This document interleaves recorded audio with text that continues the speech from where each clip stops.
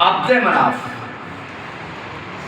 اور جناب عبد مناف کے یہاں جناب ہاشم، جناب ہاشم، یہ دو بھائی بیان کیے گئے۔ عبد مناف کے یہاں دو بھائی پیدا ہوئے، اور یہ یہاں تک تاریخ بالکل صحیح ہے۔ دو بھائی پیدا ہوئے، ایک کا نام ہاشم اور ایک کا نام تھا عبد الشمس۔ ذرا بیان تو نہیں کرنا، لیکن جب بات آ گئی تو میں اس کو بھی آپ کے خدمت عالی پیش کروں کہ مغالطہ بہت کیا جاتا ہے کہ بنے ہاشم اور بنو امیہ میں رشتہ داری تھی۔ تو یہاں کیا ہے کہ عبد مناف کے یہاں دو بیٹے، جناب عبد المطلب کے یہاں دو بیٹے پیدا ہوئے، ایک کا نام کیا رکھا ہاشم اور ایک کا نام تھا عبد الشمس، یہ عبد المطلب کے دونوں بیٹے۔ اب ان کے یہاں یہ جو دو بیٹے پیدا ہوئے، جناب عبد الشمس اور جناب ہاشم، تو تاریخ نے لکھا کہ دونوں بھائی جب پیدا ہوئے یہ تو ان کے ایک کی پیشانی اور ایک کا کیا ہے انگوٹھے کا جو اگلا حصہ ہوتا وہ پیشانی پر لگا ہوا۔ عبد الشمس کی پیشانی تھی اور جناب ہاشم کا کیا ہے انگوٹھا، اور بہرحال اس کو کیا ہے تلوار کے ذریعے سے انگوٹھے کو الگ کیا گیا۔ تو یہ تو بات یہاں تک تو صحیح ہے۔ اب تاریخ نے جو آگے لکھا کہ نجومیہ نے پیش کیا، دیکھیں اسلام میں نجومیہ کا کوئی اعتبار نہیں ہے، اسلام ان چیزوں کا اعتبار نہیں مانتا۔ اسلام ایک الگ چیز ہے اور نجوم ایک الگ چیز ہے، لیکن انہوں نے پیش یہ کیا کہ ان کی نسلوں میں کیا ہے جھگڑا ہوگا۔ کس نے پیش کیا؟ نجومیوں نے، کہ ان نسلوں میں کیا ہوگا آپس میں تلوار چلے گی، ہمیشہ جنگ ہوگی۔ لیکن ہوا یہ ہے کہ جناب ہاشم کے یہاں تو نسل چلی، جناب ہاشم کے یہاں نسل یعنی جناب عبد مناف کے ہاشم، اور جناب ہاشم کے یہاں جناب عبد المطلب، اور جناب عبد المطلب کے یہاں 10-11 بیٹے جو تاریخ میں لکھے وہ پیدا ہوئے، جناب عبداللہ، جناب ابو طالب، جناب حمزہ، ابو لہب وغیرہ وغیرہ، یہ 10-12 بیٹے پیدا ہوئے۔ ادھر عبد الشمس کے یہاں کوئی اولاد ہی نہیں ہوئی، عبد الشمس کے یہاں کوئی اولاد نہیں ہوئی۔ جب کوئی اولاد نہیں تو یہ رہے واللہ اولاد، تو انہوں نے روم کے ایک غلام کو لیا، یعنی روم کا ایک غلام تھا جس کا یعنی اس کی شکل و صورت کی بنیاد پر نام تاریخ نے حربی لکھا ہے، لیکن تاریخ میں مشہور ہے امیہ۔ یہ کیا ہے امیہ؟ اس کی چھوٹی چھوٹی آنکھیں تھیں، اور چھوٹی چھوٹی آنکھیں جسے آج کے لفظوں میں کیا کہتے ہیں، کچھ چندھی آنکھیں، چھوٹی چھوٹی آنکھیں۔ تو اس لیے اس چھوٹی چھوٹی آنکھوں کی وجہ سے اس کا نام امیہ، دیکھیں اب میں بیان نہیں کرنا چاہتا وہی امیہ کے معنی اور بھی کچھ ہے، لیکن یہاں اس کا نام امیہ پڑ گیا۔ یہ امیہ جو ہے رومی تھا، مکے سے مدینے سے اس کا کوئی تعلق نہیں تھا۔ یہ عبد الشمس کا غلام، عبد الشمس کے یہاں کوئی اولاد نہیں، جب اولاد نہیں تو مال کا وارث کون بنے؟ اس لیے کہ مال کا وارث امیہ بن گیا۔ اور پھر عرب کا دستور کیا تھا، اگر کوئی کسی بچے کو پالتا تھا تو چاہے غلام ہو کوئی بھی جس کو پالتا تھا وہ اس کا بیٹا کہلاتا تھا۔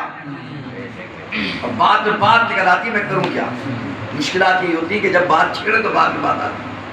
یہی تو امت نے دھوکہ کھایا کہ بیٹیاں کسی کی پالی نبی نے امت نے کہا بیٹیاں نبی کی تھی، سبحان اللہ، کہ دستور عرب تھا یہ کہ جو پالتا تھا وہ اس کی اولاد کہلاتی تھی، ورنہ جناب نبی اکرم کے تو ایک ہی بیٹی زندہ تھی، سبحان بیٹے اللہ۔ ہوئے لیکن انتقال کر گئے۔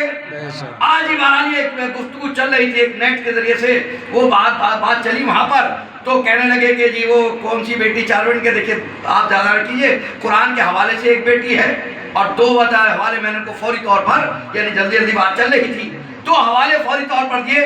قرآن کی روح سے نبی کی ایک بیٹی، جب قرآن کی روح سے ایک بیٹی ہے تو اور تاریخ کی کیا حقیقت ہے کہ 4 بیٹی مان لی جائے؟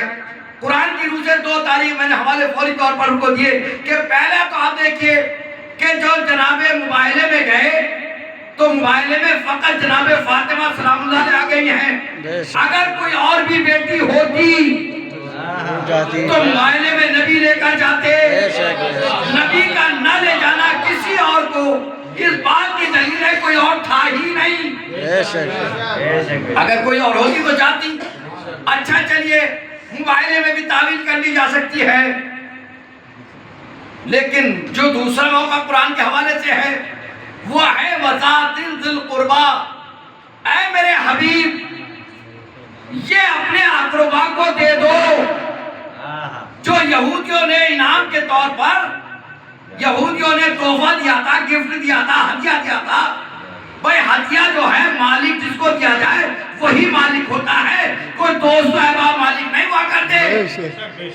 اگر اجازت نہ دے تو کوئی دوسرا استعمال بھی نہیں کر سکتا، جس کو ہدیہ دیا وہ جانے۔ اب یہودی نے کس کو دیا؟ نبی پاک کو دیا باغ فدق۔ جیسے باغ فدق نبی کی خدمت میں آیا تو اللہ نے کیا کہا قرآن میں؟ وَذَاتِ ذِی الْقُرْبَى، اپنے قریب تر کو دے دو۔ اب بتائیے قریب تر سب سے زیادہ کون ہوتا ہے؟ کوئی بھی رشتہ سب سے زیادہ قریب کون سا رشتہ ہے؟ صرف ماں اور باپ اولاد، اس سے زیادہ کوئی قریب رشتہ نہیں ہوتا۔ سب میں کہیں نہ کوئی فاصلہ ہے، کہیں نہ کہیں کوئی فاصلہ جاتا، لیکن ماں باپ اور اولاد کا فاصلہ بالکل نہیں ہوتا ہے۔ تو سب سے قریب کا رشتہ کون سا ہوتا ہے؟ اولاد کا ہوتا ہے۔ اگر اولاد کا رشتہ ہوتا ہے تو اب یہ بتاؤ قرآن کیا کہہ رہا ہے؟ اپنے اقربا کو دے دو، اپنے ذی القربیٰ کو دے دو، جو تمہارے قریب تر ہے اسے دے دو۔ اگر کوئی اور بھی قریب تر ہوتا تو نبی اور کو بھی دیتے، کسی اور کو باغ فدق نہ دیتے، فقط فاطمہ کو دینا قرآن کی روح سے ظاہر ہوتا ہے اور واضح ہو جاتا ہے۔ کوئی اور بیٹی نہیں تھی، بیٹی فقط فاطمہ سلام اللہ علیہ صلوات علیہ محمد والا۔ نعرہ حیدر بآواز بلند صلوات۔ یہ سلسلے مشہور کیے گئے کہ چار بیٹی، ایسے جیسے یہ مشہور کیا گیا، ایسے یہ مشہور کیا گیا کہ بنو امیہ اور بنی ہاشم کیا ہے؟ یہ رشتہ دار تھے، نہیں تھے نا؟ ایسے کہ روم کا غلام وہ پالا جناب عبد الشمس نے، اور ظاہر ہے کہ غلام اولاد نہیں ہوتا، نسب اور ہے، غلام کو اولاد بنا لینا۔ دیکھیں اولاد تو دور کا رشتہ چھوڑ دیجئے، سگے بھتیجے کو بنا لیجئے، تب بھی سگا بھتیجا بھی نسب اعتبار سے چچا کو چچا ہی کہے گا، پکارنے میں باپ لاکھ کہتا رہے، لیکن جب نسب کی بات آئے گی تو چچا کی طرف نسبت نہیں دے سکتا۔ تو جو سگا چچا کی طرف بھتیجا نسبت نہ دے تو رومی غلام کی کیسے طاقت بنی کہ اس نے نسبت دی؟ تو رومی غلام تھا۔ خیر اب یہاں امیہ کے یہاں پیدا ہمارا تاج مجھے کہا کہ حرب نام ہے لوگی ہمارا۔ اس کے بعد جو پیدا ہوئے تو آپ کو تاریخ معلوم ہے کہ ابو سفیان اور ابو سفیان کے معاویہ اور معاویہ کے یزید۔ اب ادھر کیا ہے؟ ادھر جناب ہاشم، جناب ہاشم کی جناب عبد المطلب، اور جناب عبد المطلب کے یہاں جناب عبداللہ جناب ابو طالب، اور جناب عبداللہ کے یہاں ہمارے پیغمبر، اور جناب ابو طالب کے یہاں مولا کائنات۔ اور مولا کائنات کی شادی کس سے ہوئی؟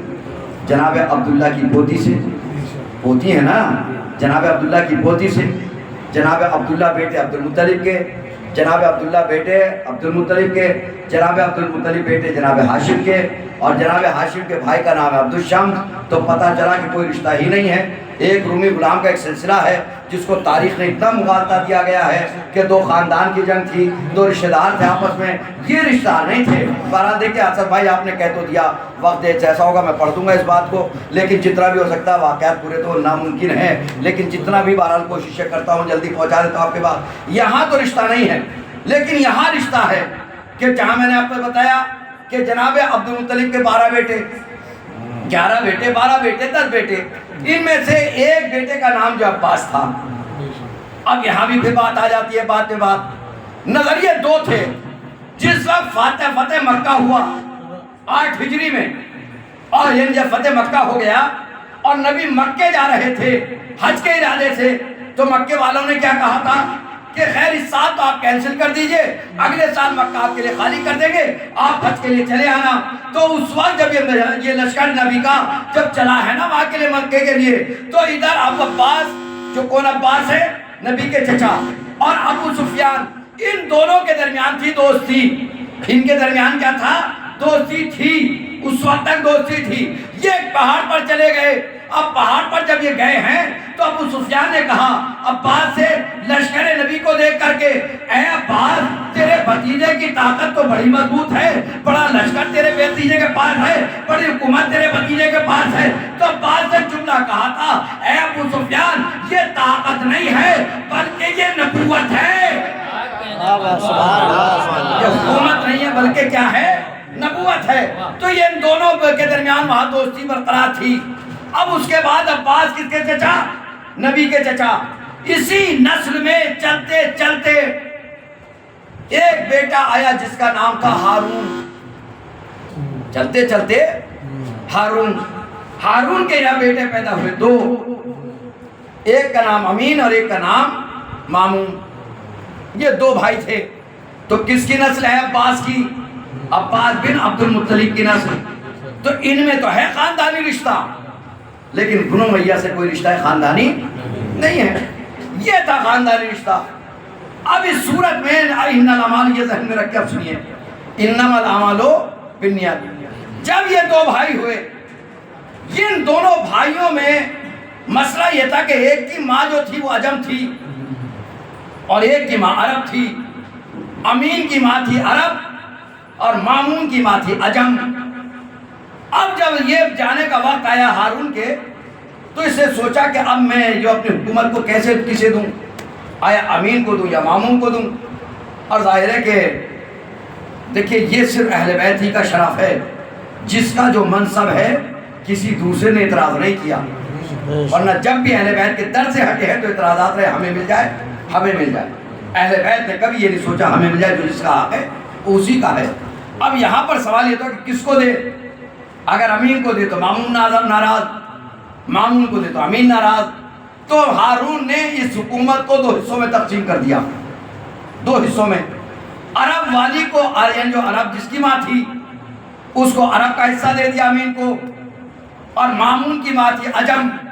لہذا ایران، فارس وغیرہ، یہ آذربائیجان وغیرہ یہ کس کے حصے میں آ گئے؟ یہ امین کے حصے میں آ گئے. اب ان دونوں میں جنگ شروع ہوئی بھائیوں میں. امین بھی چاہتا تھا میں اس کو قتل کر کے پورا حاکم بن جاؤں، اور مامون بھی یہ چاہتا تھا اسے قتل کر کے پوری اقتدار حکومت میرے ہاتھ میں آ جائے. دونوں کا نظریہ ایک ہی تھا. یہاں تک کہ ان دونوں میں جنگ کے آغاز بن گئے.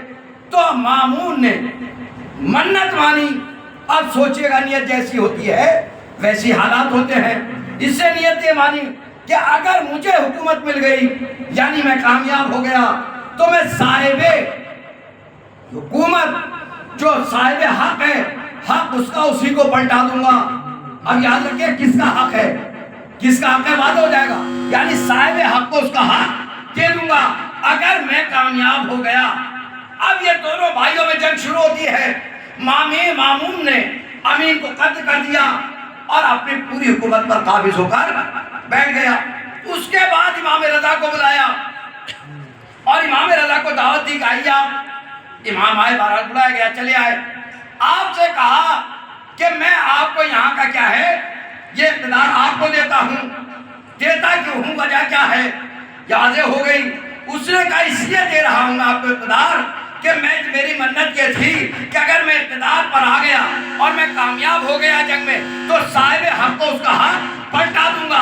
امین کا یہ کہہ کر، مامون کا یہ کہہ کر کہ صاحب حق کو اس کا حق پلٹا دوں گا. اس بات کی دلیل ہے مامون نے بلایا امام رضا کو، اور امام رضا کو بلانے کے بعد یہ ان کو حق دینے کا یہ اعلان کرنا اس بات کی دلیل ہے کہ اب تک جتنے بھی حاکم بنے چلے آ رہے تھے وہ سب غاصب تھے.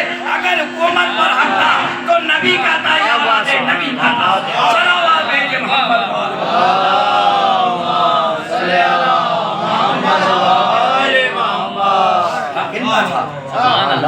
لیکن کیا ہوا؟